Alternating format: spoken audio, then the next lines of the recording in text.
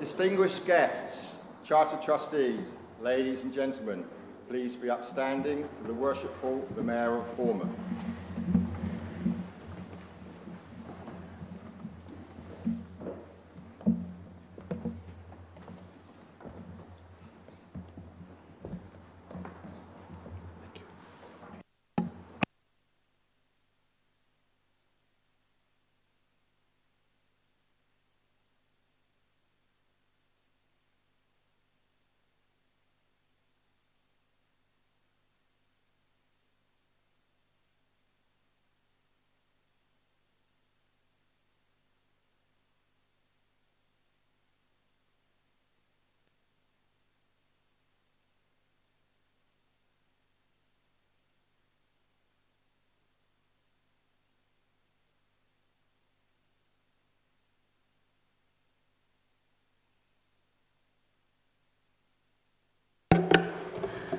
Well, good morning, everybody, and I'm absolutely delighted to see so many people.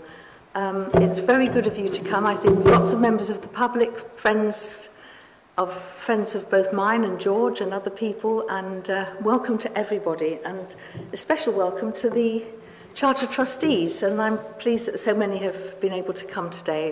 It's a real pleasure. This meeting is being recorded. So I'm going to start on the official part of it now. Honorary Freeman, distinguished guests, Charter Trustees, ladies and gentlemen, I welcome everyone to this annual meeting and hope you enjoy the occasion. I would like to advise you that the meeting is being live streamed and welcome those viewing the meeting online. The first item on the agenda is apologies. Honorary Clerk, please may we have apologies for absence.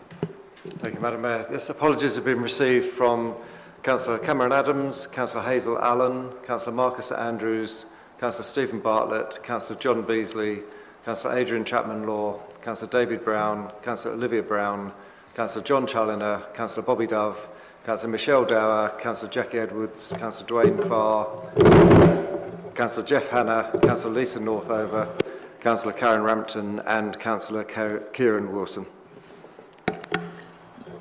Thank you very much. Item 2 on the agenda is declarations of interest. Could you report on any declarations of interest received? None have been received to date, Madam Mayor. Thank you. Item 3 on the agenda is my report, and I just warn you that it's not going to be very long. I'd like to say, first of all, thanks to everybody who I've met during this year, and it's been the most wonderful and unexpected year for me. This time last year when I came into office, I'd had a week to prepare for it, and I had been mayor before 15 years ago, but this is entirely different. I've changed, but more important, Bournemouth has changed. And although a lot of us think it's changed, well, a lot of people think it's changed for the worse, I don't think it has. I just think it's changed. And I think we're in the process of change at the moment. Back in the 1960s, which I can remember, and some of you can't, there was a song called Things Ain't What They Used to Be. And that was a big song then.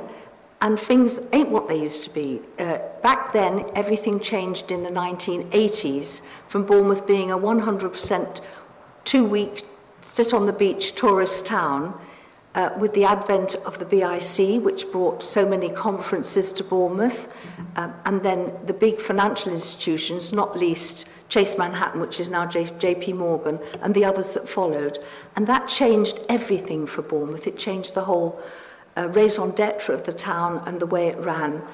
And I believe that we've changed again, largely probably due to lockdown and the advent of the 3 universities that we now have, because we do have 3. We have the Bournemouth University, the Arts University, and what used to be the Chiropractic College, which is now a university and confers degrees.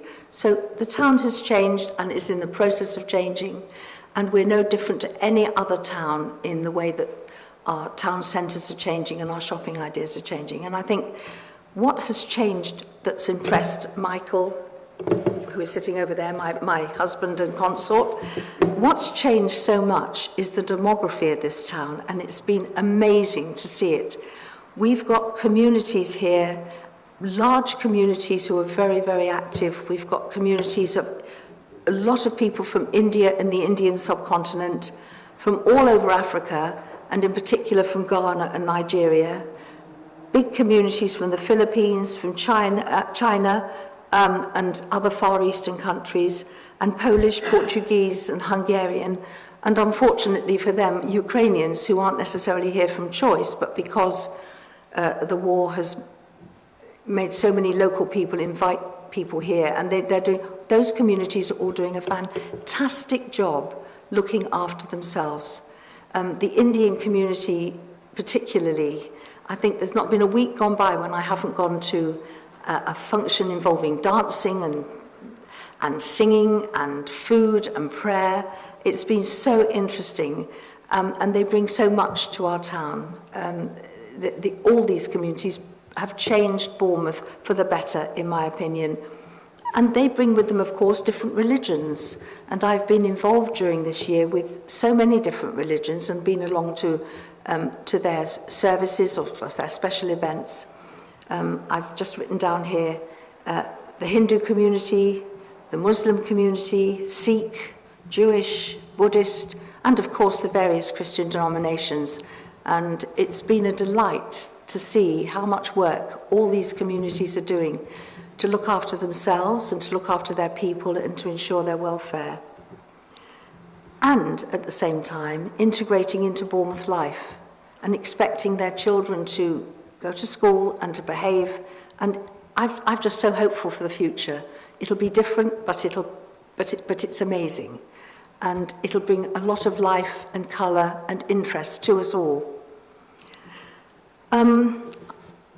I've been to some amazing events as mayor, and I just want to say one thing. Some people think that the mayoralty, or some people have said that the mayoralty might be a bit of an outdated honour or position.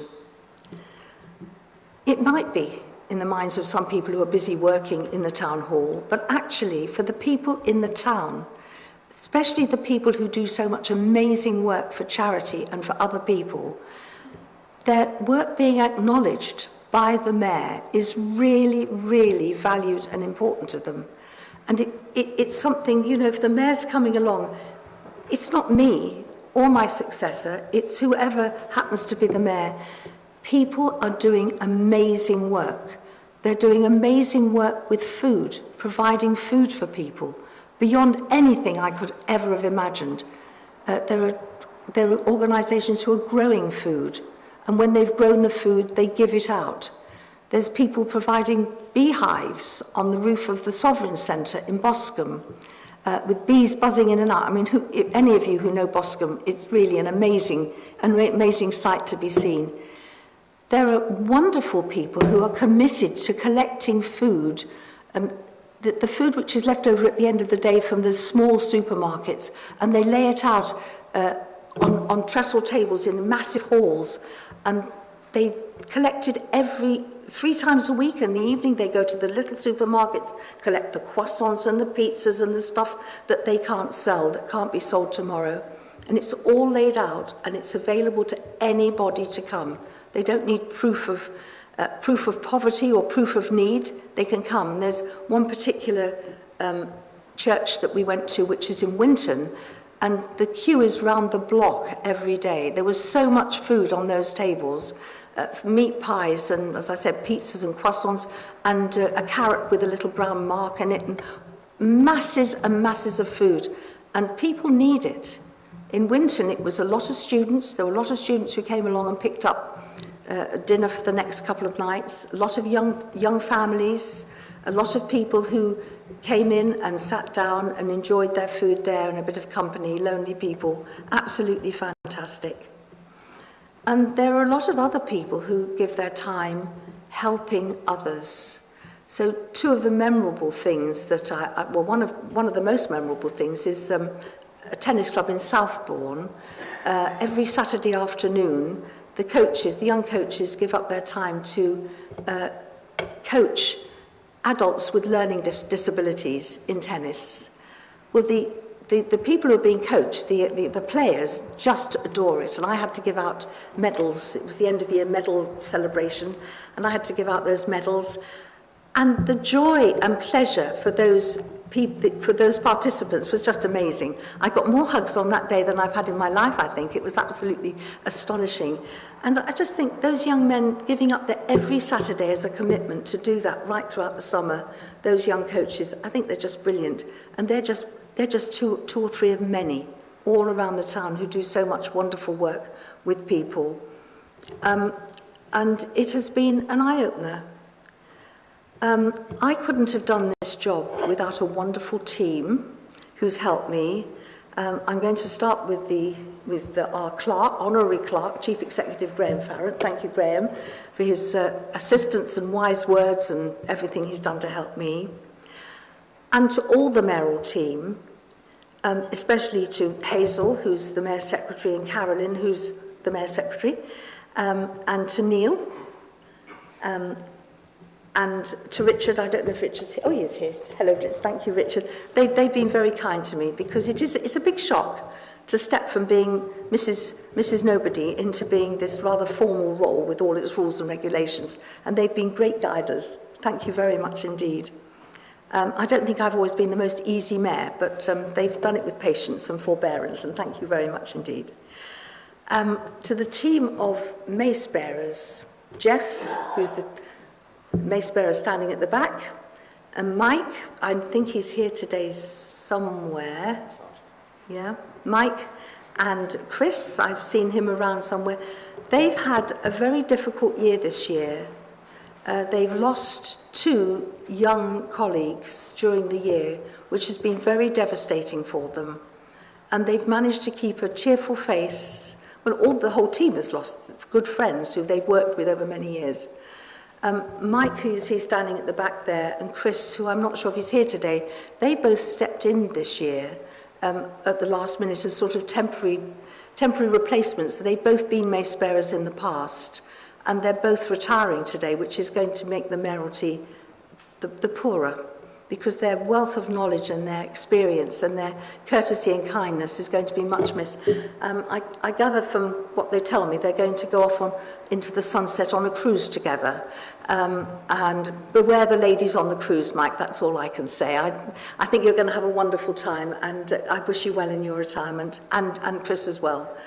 And the biggest retirement of all is going to be a shock to anybody who knows anything about the mayoralty, and that is that Hazel Randall, who's been the Mayor's Secretary for 29, nearly 30 years, and she's an absolute fixture, and so many people of the general public just know that if they want the Mayor to do anything, they write to Hazel and she'll organise it.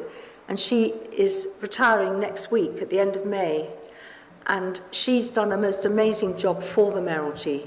She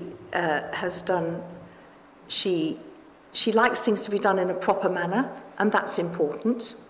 And she likes people to behave in a proper manner, and that's even more important. Not just the mayor, we hope will always behave in a proper manner, but also the people that get invited to events and get invited to things.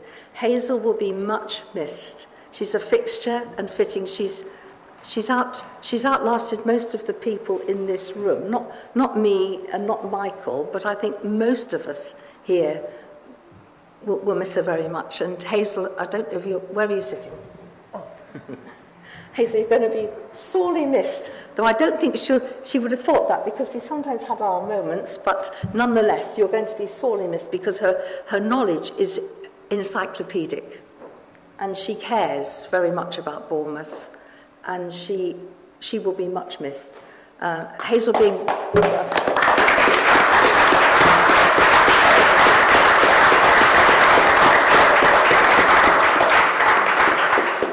I'm not going to go on any longer. I'm just going to say that it's been a year of absolute wonder. It's a year I didn't expect to have. I see Vicky sitting over there. I thank you, Vicky, for offering me this fantastic opportunity. I really care about this town. It is changing. It might appear sometimes to be changing for the worse, but it's not. It's changing, it's becoming different. The whole focus is becoming different. I'd ask any of you who wish things were like they were in the old days, and we all do, because we remember those golden glowing days when we were all young and it was all wonderful. I'd ask it, where else would you prefer to live? And the answer is nowhere. This is probably as good as it gets, and we're all working hard to make it and keep it as good as it gets. So don't be despairing. And when we get people complaining the whole time about rubbish, although it's not rubbish to them, but minor matters, I think all of us, everyone in this room and all the people who are visiting today, and I know there's quite a few people here from Poole, the same applies. Just say, where else would you rather live? When people say, I can't stand it, I'm going to leave. Well, where are you going to go? There's nowhere better. It's been an honour and a privilege, and I'm stepping down with utter confidence that the Bournemouth mayoralty will be preserved and honoured by my successor, George Farquhar, and others on into the future. George, I wish you good luck, and thank you very much, everybody.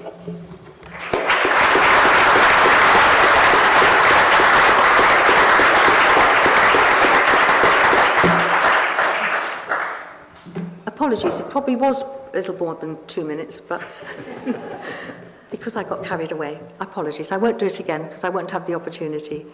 Item 4 on the agenda, we're going to take the election of mayor. And I now invite Councillor Richard Burton to make a proposal. Thank you very much, Mayor, and I'm going to be one of the last people to call you that, aren't I? I'm very happy to propose George Farquhar as Mayor of Bournemouth. Now, I proposed George last year as Deputy Mayor, and he asked me to say basically the same thing. Well, sorry, George, I can't do that for 2 reasons. Firstly, I didn't save my speech, so I had to write a new one. Secondly, I felt that I had to bring a bit more gravitas this time, because this is for Mayor, for goodness sake, you know. George isn't an easy person to talk about. It's hard to find out much about him, probably because of his military background.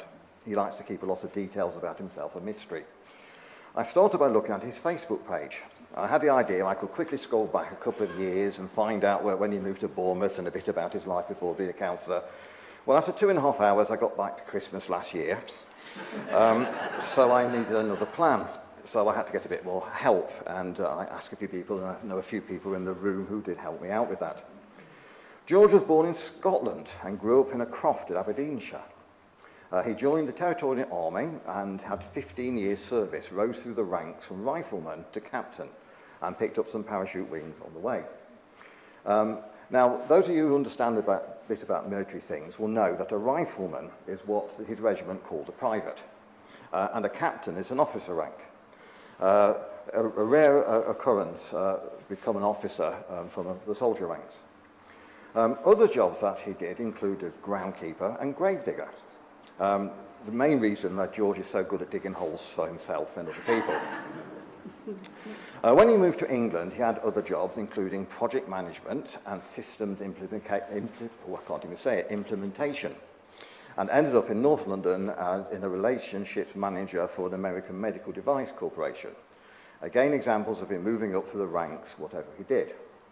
I also love the way that his jobs in Scotland had names like rifleman and captain, while in England he had titles like system implementation. George also gained an obsession for archery and was once ranked 4th in the UK in traditional longbow, gaining his Masters gold medal. This skill was useful in getting him offered film extra work, and I know that he still does this from time to time. He actually makes money out of his skills in archery and looking the way that he does.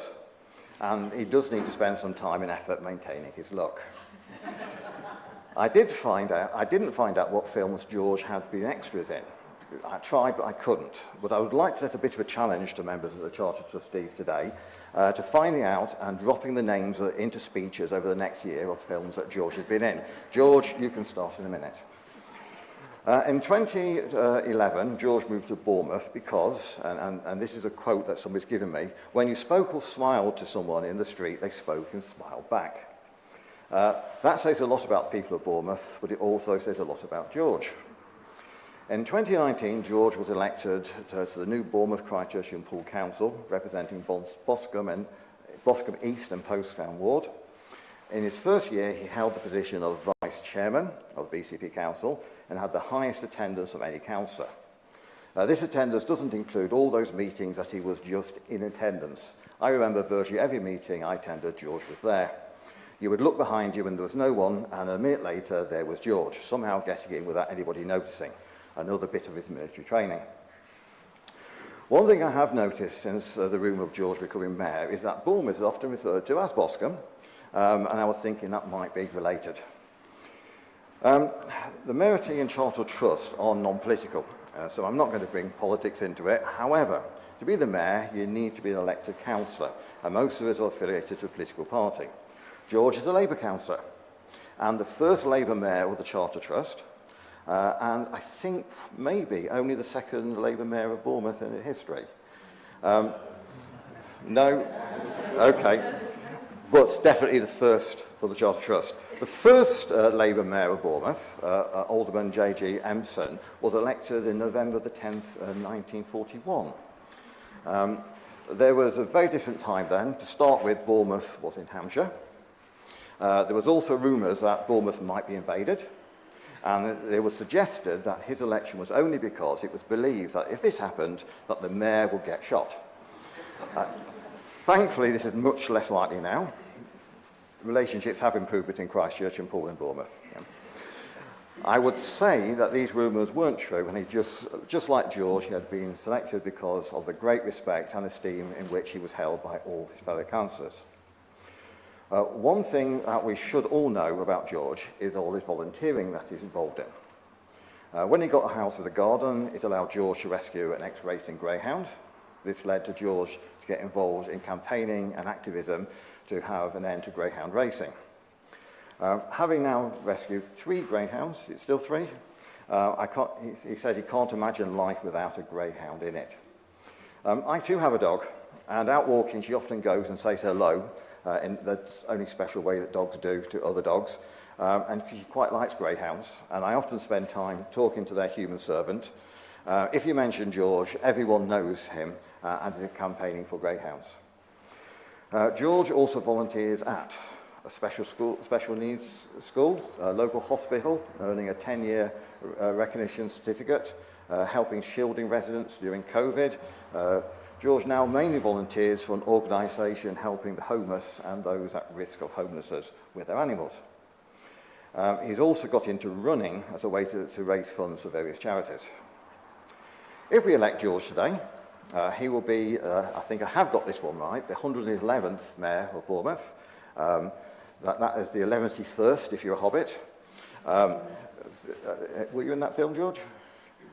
Not that. Okay, just checking. 111 is also the first so-called angel number. Okay. However, the most important thing that I can say about George is that he's a kind and generous in the way he talks to people from all areas and backgrounds, and it makes them feel listened to and special. He will make a great mayor.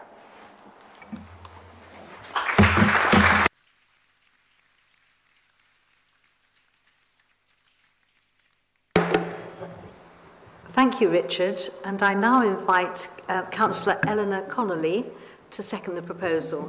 Thank you. Yes, I am absolutely delighted to second George to be mayor.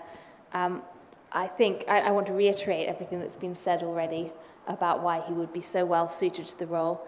I think a few things to say about George. I think he's absolutely unforgettable.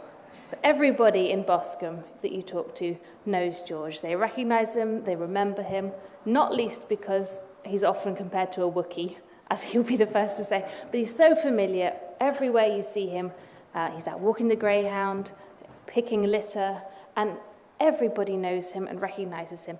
And I think what is important about George is that when he talks to people, he genuinely cares about what they have to say, their life story, their problems, their history. He really listens and he really cares. He's not someone who gives the impression that he cares.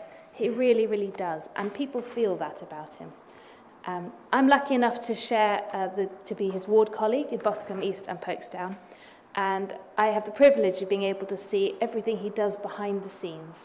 So he is familiar and everybody sees him out and about, But the work he does behind the scenes, helping people in a quiet way, a persistent way, he doesn't forget anybody, he will hear about someone's problem, and he is relentless in keeping on working to try to make their lives better.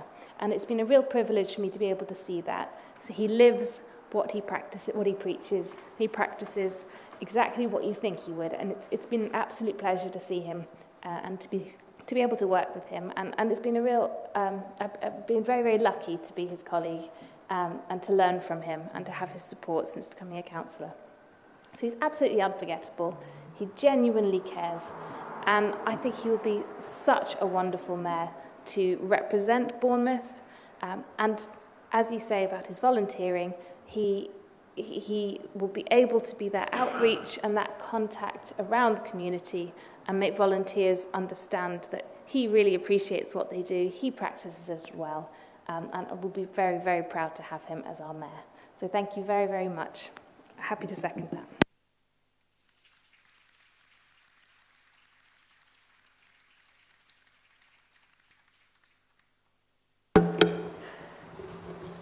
So, Charter Trustees, I'm now going to put the motion that Councillor George Farquhar be elected Mayor of the Charter Trustees for Bournemouth for the ensuing municipal year. Those in favour? Anyone against? Any abstentions?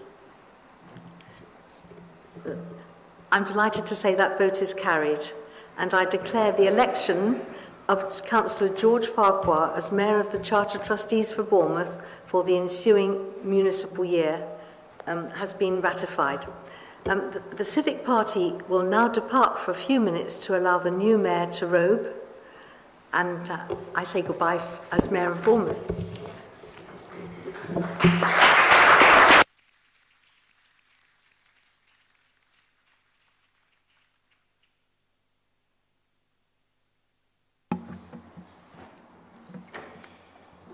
Please be upstanding whilst the Civic Party leave the chamber. Thank you.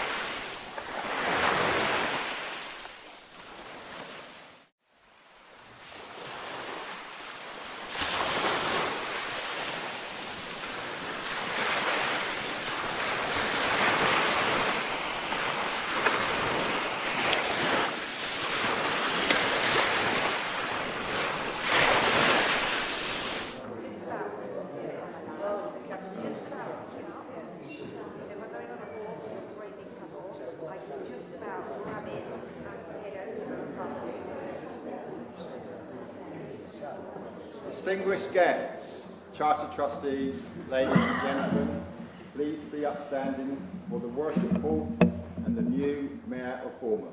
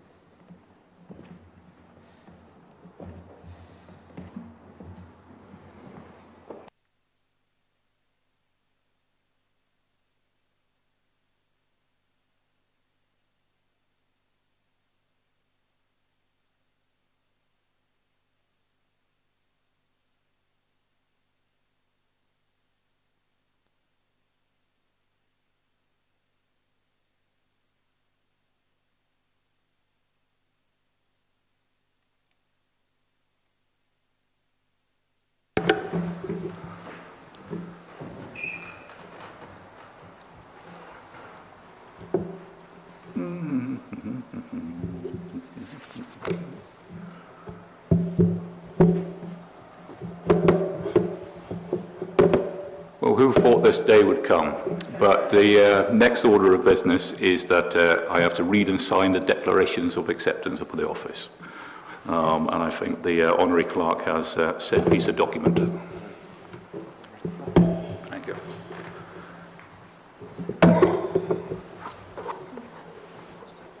I, Councillor George Farquhar, having been elected to the office of Mayor of the Charter Trustees of Bournemouth, declare that I take the office upon myself and will duly and faithfully fulfil the duties of it according to the best of my judgment and ability. I so do sign on this day, the 24th of May, 2024. Just do this. Makes it formal. Thank you, Mr. Mayor. Thank you. Thank you.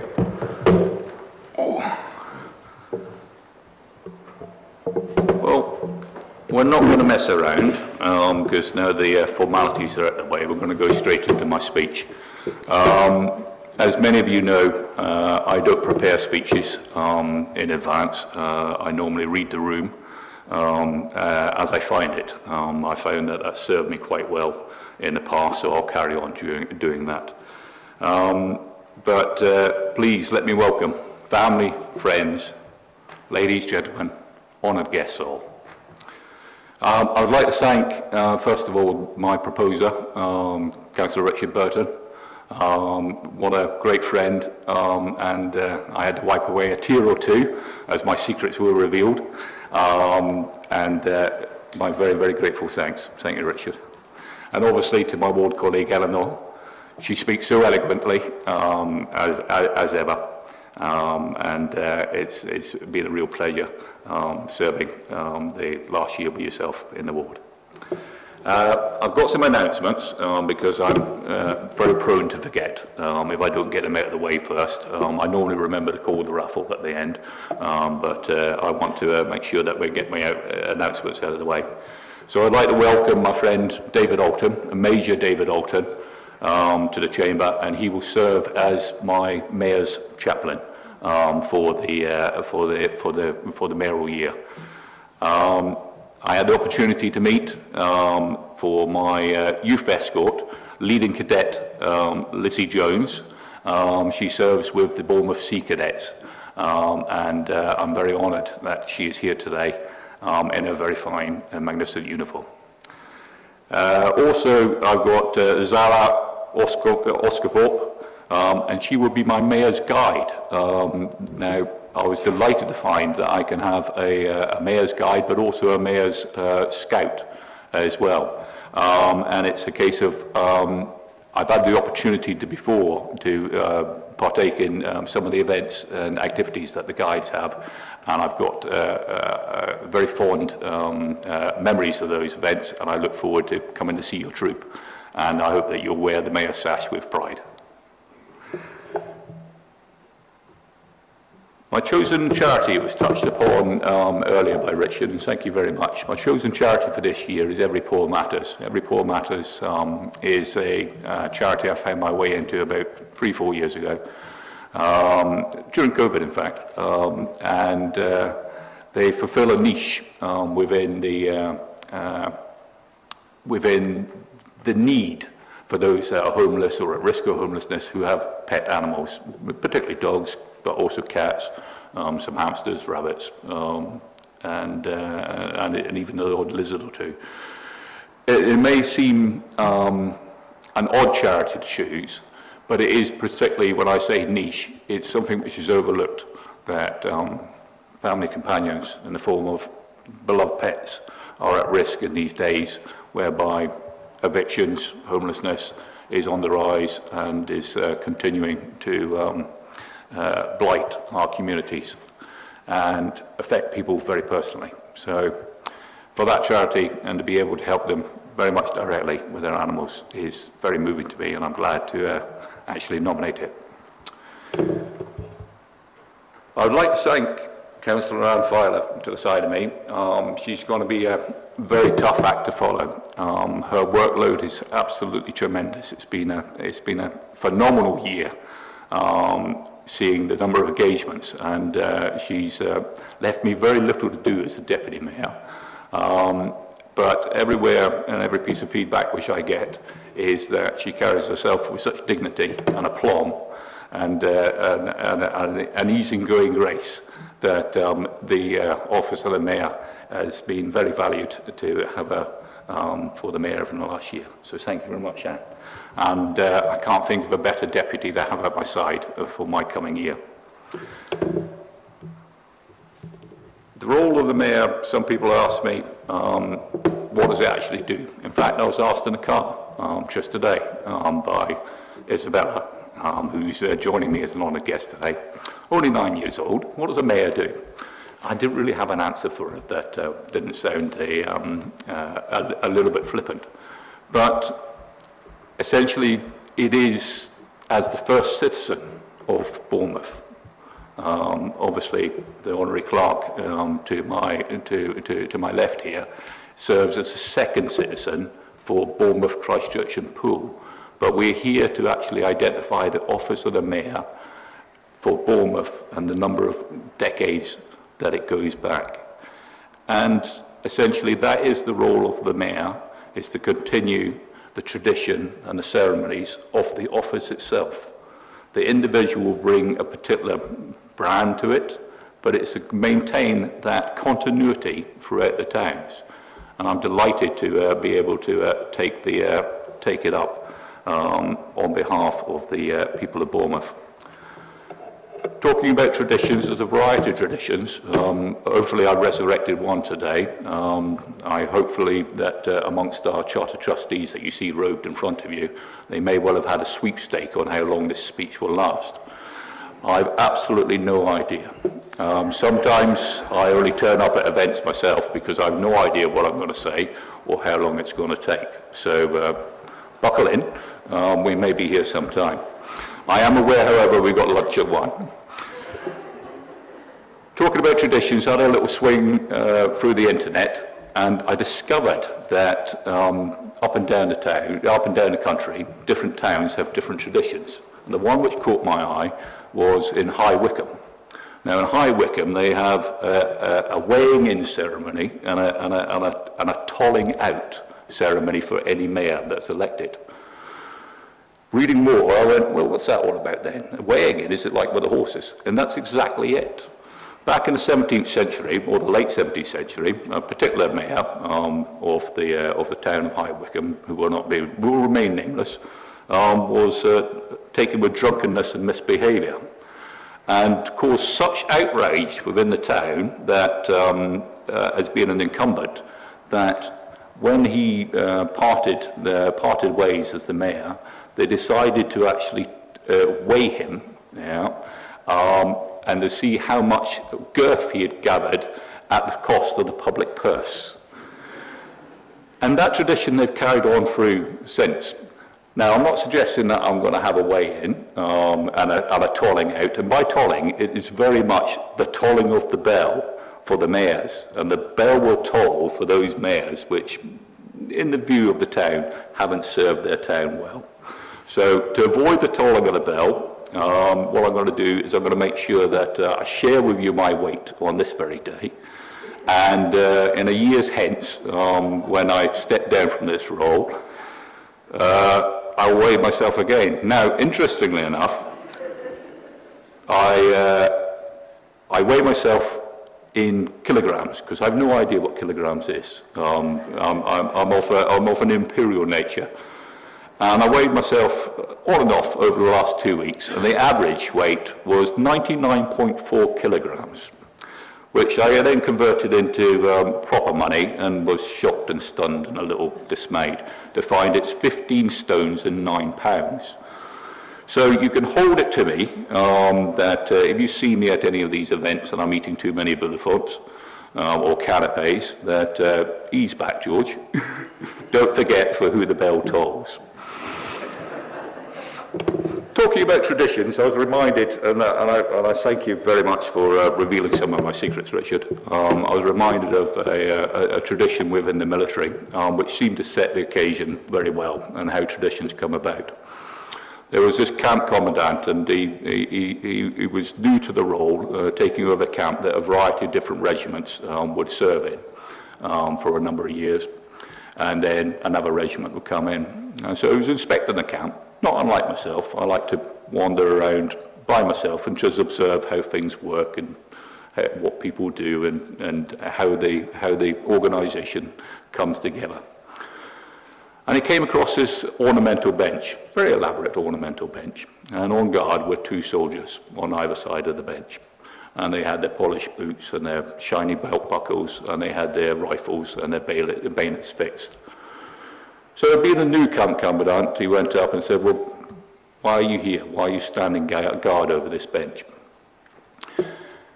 And they said, don't know, sir. We're just doing what we're told to do, sir. We're told to guard this bench, and we guard this bench 24/7, on and off, throughout the year. Oh, thank you very much, said the commandant. Carry on. And he went to the guard commander and said, what's the tradition here for this guarding of the bench, the ornamental guard, the ornamental bench? Very elaborate, and very impressed with your soldiers with their shiny boots and their fixed bayonets. Don't know, sir. Well, it's just what we're told to do. It's in our standing orders. It's part of our tradition, isn't it? So he picked up the phone to the previous outgoing commandant and said, what's the tradition behind the mounting the guard on the bench? And previous commandant said, don't know, it's just a tradition of the camp. I never found out myself. I can't help you, I'm so sorry. So going back through the records, he phoned the commandant before, and the same answer came back. No idea. It's just tradition. It's a camp tradition. We guard that bench, and we make sure that there are 2 soldiers with their polished boots and their bayonets fixed on guard, and nobody can sit on that bench.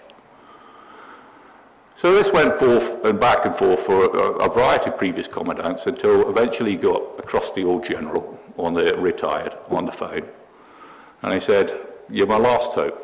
Can you please tell me why there's a mounted guard on the ornamental bench at such and such a camp? And the general replied, is that paint still dry, not dry?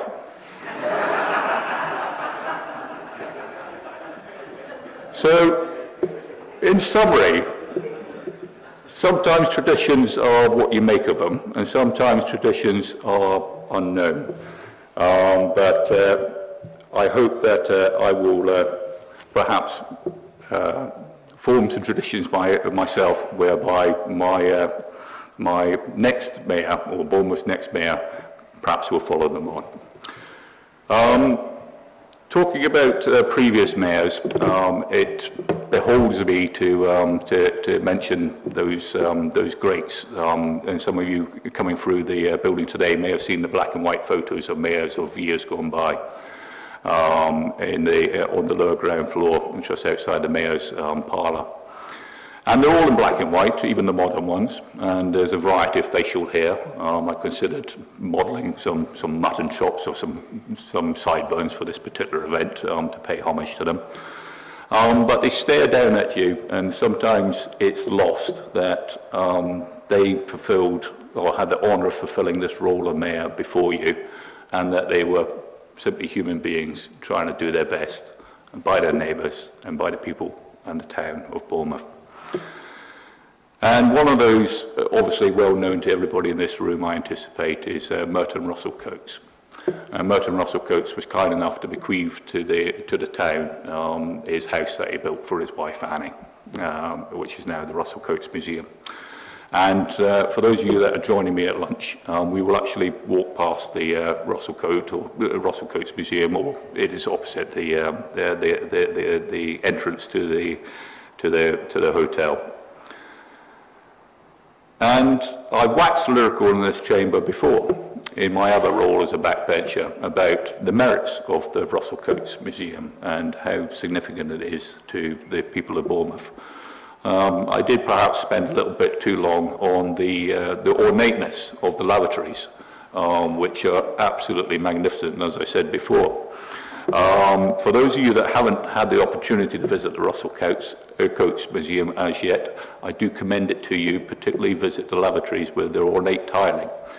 And it's not dissimilar to perhaps in this building itself, where you come up the main staircase, you'll see ornate tiling on the columns itself all the way up to the ceiling. And it reminded me of another great saying, which was to have nothing in your house unless you know it to be useful or beautiful. So in this particular case, I think the lavatories serve a very, very good, a good representation of what we can all do for decluttering our homes and decluttering our lives, unless it is beautiful or it is very useful to you. I'm going to wrap up now, so those of you that are actually looking at sweepstake numbers and watching your watch, I'll stretch it out just a little bit more. But what I would say is that, unlike Merton Russell Coates, I don't have a house to bequeath to the town, but what I do undertake to do is serve the people of Bournemouth, to promote the town and its citizens in all the work that I do. And I'll do my best to make sure that folk don't get a wet bum with the paint. So thank you very much.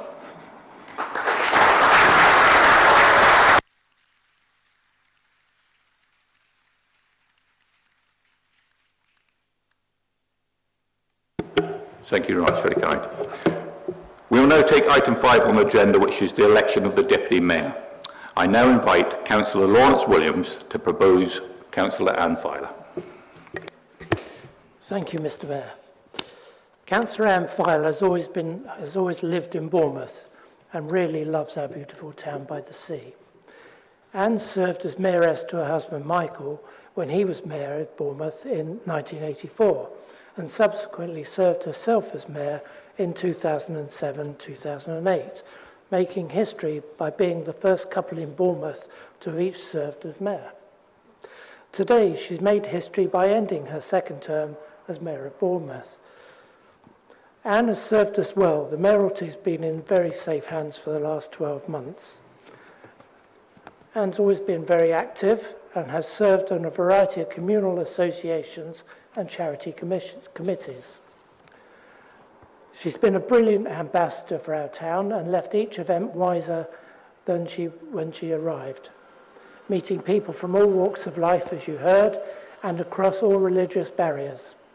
And from the 100-year-olds to tiny tots, she's left her sparkle wherever she visited. Anne loves gardening. She won an award in Bournemouth in Bloom competition. And as a member of Bournemouth in Bloom myself, I know the enormous support she's given them in her mayoral year. Her main love and passion is the town of Bournemouth, and in her opinion, the best and happiest place to live in the British Isles.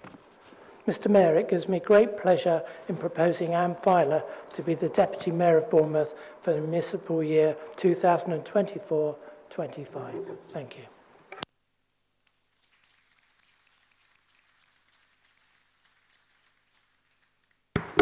Thank you, Lawrence. That was very kind. May I now invite Councillor Sarah Armstrong to second the proposal, please. Thank you very much, Mr. Mayor. Wow, quite amazing to be able to addressing you in this way, actually, George. Just want to really acknowledge you for that. And I am really delighted, and I'm extremely honoured to be here and to be asked to be able to second my colleague, Lawrence, in support of our ward colleague, Councillor Anne Filer, for the position of Deputy Mayor. It's quite hard to find the words to follow what you had to say. So I thought that I would take a slightly different angle because my connection with the family, the Filer family, goes back quite some way. Because I was at school with Katie, I was at school with your daughter, and I do recall both yourself, Anne, and Michael being responsible for many of the social out-of-school activities for the young women of the time, various balls and gatherings that we were invited to that were brought together by yourself and your families. And also one particular thing that I remember, and how apt it is for this time, was a general election that we held at the school that Katie was very actively involved. And when we talk about how things have changed, at that point there wasn't even a Green candidate on the ballot. So to be here and to be supporting your nomination, I think it really means so much to me personally, but also as a reflection of how things are altering and changing in the world that we live. So at such a young age, it only seems like a few years ago really, I was very struck by who you were within your family and what you stood for in terms of the values of compassion and community and integrity. And it's really warming over the years. Our paths have crossed and I've seen you continue to hold those values and to demonstrate them as community leaders in our community as a whole. So I really want to acknowledge that. And I think over the years, you've become very much part of the fabric and the furniture of our town. And I'd say that with a bit of a smile, thinking about benches and the conversations that we have about those now. I'm going to come to Michael now, Anne's very loyal consort. When was the first time that you were elected as a councillor into our ward of Eastcliff and Springbourne? Because it was a little while ago. 1969. The year I was born. Wow. So that's just absolutely incredible that you have been in service, dare I say it, for over 54 years. That's just extraordinary, really extraordinary. And I want to say that on behalf of all of us and our residents, I would really like to extend my heartfelt thanks to you, Michael, because I think you bring and you have brought quite a very unique contribution to the mayoral role. And having seen you in action over the years, one thing that I really notice about you is your wonderful quality that you have to be able to relate to people and to make people feel comfortable and find that common ground in any situation. So I really want to acknowledge you for having that lovely quality. My final thing to say, apologies for the bits of paper, but I just have so many thoughts. So thank you, Michael, for all your endeavours behind the scenes, and also for all that you brought visibly and for being that visible presence and that demonstration of strength and unity that underpins our community. And it gives me great pleasure to be able to endorse and support you as Deputy Mayor for this next year. Thank you.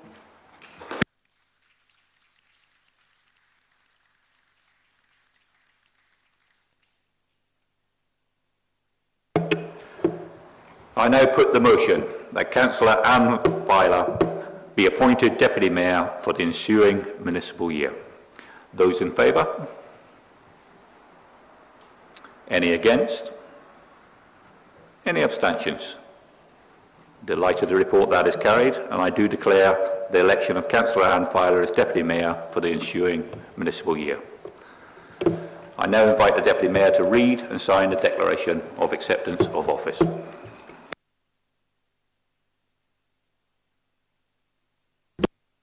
It's the same as a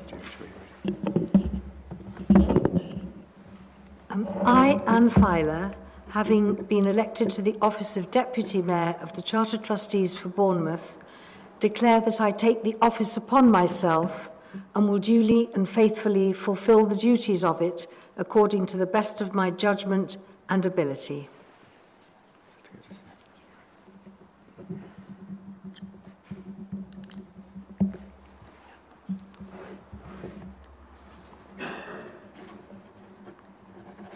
Okay, that's official. Thank you. Thanks. Good. May I now invite the Deputy Mayor to say a few words. Yes, thank you, Mr. Mayor, and this will be a few words. I thank both Councillor Lawrence Williams and Councillor Sarah Armstrong very much for their kind words. And particularly, Lawrence, you've known me a long time, and I hadn't realised quite how long Sarah had known us for. But I'd particularly like to echo the words that Sarah spoke about my husband and consort, Michael. And he's just a constant support. He's a consort and a support. And he's full of words of wisdom, which I usually disregard and then pick up a bit later. But his experience, having been a Bournemouth councillor on and off for many years, getting on for 50 years, he really has got a wealth of knowledge and a wealth of experience. And Michael, I thank you very much for all the support you give me and our family and everybody, and how much you care for this town, even more than I do. And I look forward very much to supporting George. I've already got quite a few engagements in the diary. Things are picking up, since lockdown. I think I see a couple of former mayors, notably Councillor Sue Phillips, she was mayor during lockdown and just after, but things are picking up now. She had a busy year, but a lot of the annual events, a lot of the annual things that had gone on previously were put on hold, but they're building up. And I know that George has got a very full diary as mayor, and he's kindly passing on to me the opportunity to attend a lot of other ones as well when there's a duplication. So thank you very much for your trust and for voting for me, and I look forward to this year to come. Thank you.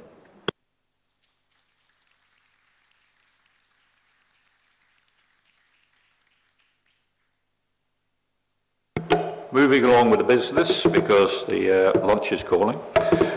We'll now take item 6 on the agenda, the appointment of one representative and substitute to the Association of Charter Trustees. Can I seek nominations, please? Thank you, Mr. Mayor, and many congratulations on your new office, but I would like to take this opportunity to nominate Councillor Lawrence Williams, please. May I have a seconder for that nomination? Thank you, Mr. Mayor. I would like to second that. Are there any other nominations? I now put the motion that Councillor Williams and... Sorry? So we only have Councillor Williams. I'm sure that at a later meeting of the trustees we will fulfil that substitute so that Councillor Williams doesn't have too much work to do. To be appointed as the representative of the Association of the Charter Trustees. Those in favour? Any against? Any abstentions? That is carried. And I do declare that Councillor Williams is appointed as the representative to the Association of the Charter Trustees. Item 7 on the agenda is the appointment of budget secretaries. Can I please seek nominations?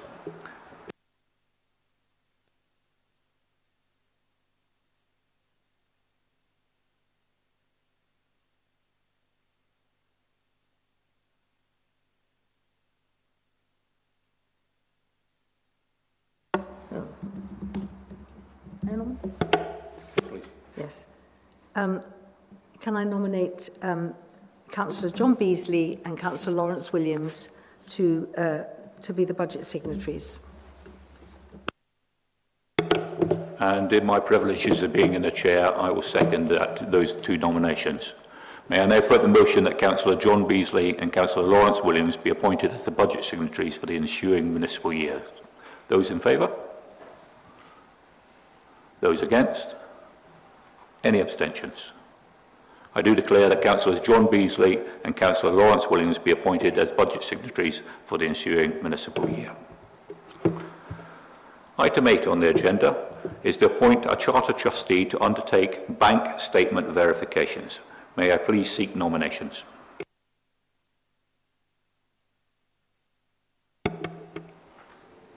Yes, Councillor Williams. I nominate, please, Mr. Mayor, Councillor Dwayne Farr. And may I seek a seconder? Mr. Mayor, I'd like to second Councillor Dwayne Farr. Thank you. Thank you very much, Mr. Councillor Dalton Gibson. Are there any other nominations?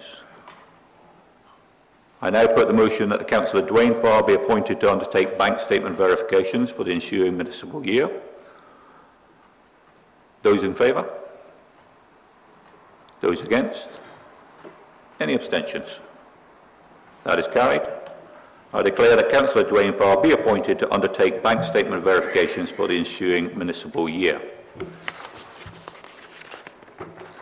Last page, everybody.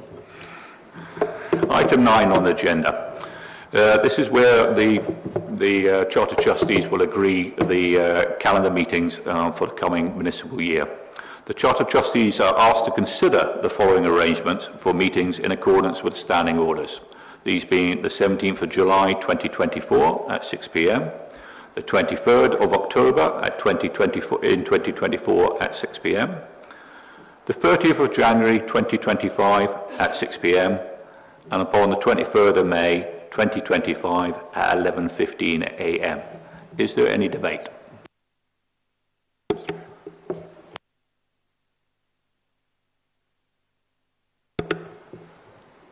Councillor, Deputy Mayor. Thank you, Mr. Mayor. I'm not going to prolong this because there's lots of members of the public here and there's lots of people who are very anxious to get to the lunch. But I'd like to propose to the Charter Trustees that perhaps we put it on the agenda for the next meeting. That the 23rd of May, which will be the equivalent of today, it's always traditionally been the day of bank holiday weekend in Bournemouth.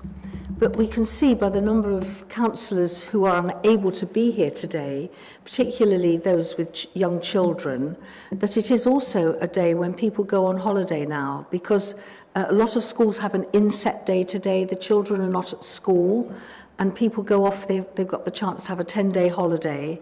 And I'd like us, as Charter Trustees, if the others agree, if we can put it forward by one day, instead of the 23rd, which I guess will be a Friday, if it could be looked at being the 22nd or even the 21st, it would enable more Charter Trustees to be free to come. And of course it's going to depend on the calendar of meetings, but I'd like it to be an item for discussion at our meeting, perhaps on the 17th of July. Thank you very much, Deputy Mayor.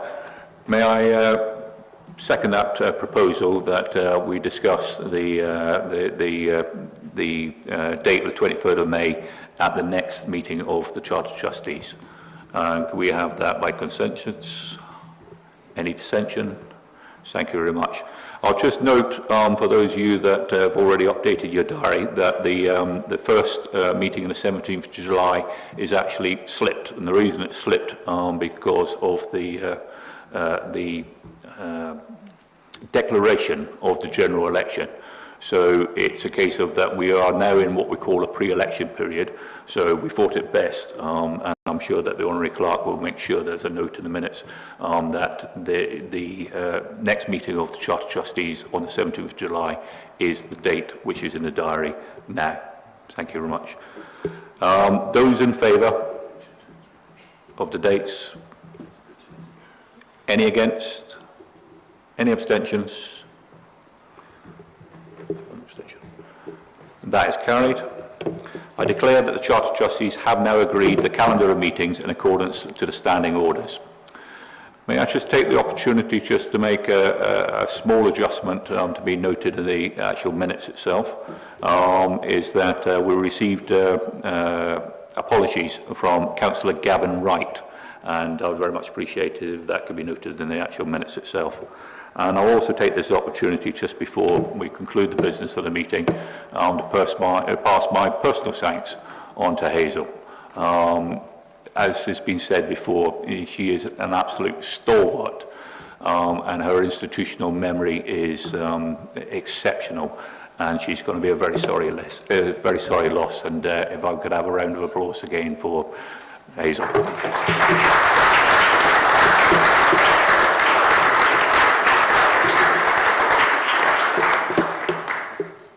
Charter Trustees, that concludes the business of the meeting, and thank you to our guests for coming to witness this very special occasion. Please, could you remain in your seats until the Civic Party have left the chamber.